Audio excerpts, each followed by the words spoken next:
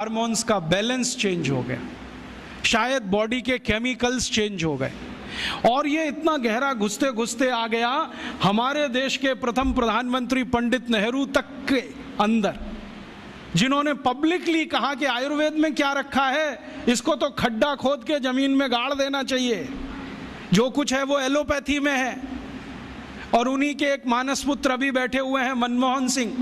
जो अभी लंदन गए थे, ऑक्सफोर्ड में भाषण करके आए और बोला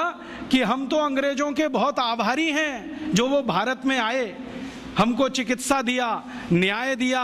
प्रशासन करना सिखाया, तकनीकी और विज्ञान का अंतर समझाया। ये मनमोहन सिंह का भाषण है ऑक्सफोर्ड यूनिवर्सिटी का पिछले साल का, जो लंदन के अखबारों में छपा, और कई अखबारों ने टिप्पणियों गालियां देते रहे, हम भी सूख गए, और सूख गए तो अपनी विद्याओं के प्रति निराशा, अपने ज्ञान के प्रति अविश्वास, अपने अंदर आत्मविश्वास की कमी, ये सब हो गया इस देश में। और इसी के चक्कर में सब छूट गया, और वो ऐसा छूटा कि विदेशियों का शासन भी आ गया। उन्होंने क्या किया कि धन के प्रवाह की दिशा बदल दी। पहले भारत में जब अपना शासन रहा होगा तो सबसे ज़्यादा रिसर्च आयुर्वेद पे हुआ होगा, फिर अंग्रेज आए तो उन्होंने एलोपैथी को केंद्र बना दिया,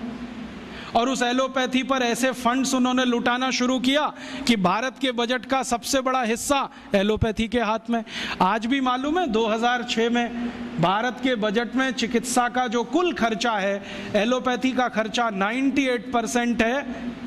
और होम्योपैथी, बायोकेमिक, आयुर्वेद, यूनानी बाकी का 2%। जो इस देश की मूल चिकित्सा व्यवस्था थी उसको हमने अलग कर दिया और उसको वैकल्पिक चिकित्सा व्यवस्था कहना शुरू कर दिया। जो मूल चिकित्सा व्यवस्था थी वो ऑल्टरनेट हो गई, और जो ऑल्टरनेट होनी चाहिए थी वो सेंट्रलाइज्ड हो गई। और इस सेंट्रलाइजेशन में क्या हुआ, हमने इस देश में लाखों करोड़ों रुपए जो खर्च किए एलोपैथी के ऊपर, उसका प्रचार किया, या कहें तो दुष्प्रचार किया। वो दुष्प्रचार इतना घुस गया मानस में कि गांव का भी साधारण आदमी अब इंजेक्शन ही लगवाता है, उससे कम पे उसको संतोष नहीं आता। और जो डॉक्टर 8-10 गोलियां लिख दे तो वो बड़ा डॉक्टर है, और जो एक गोली से ठीक कर दे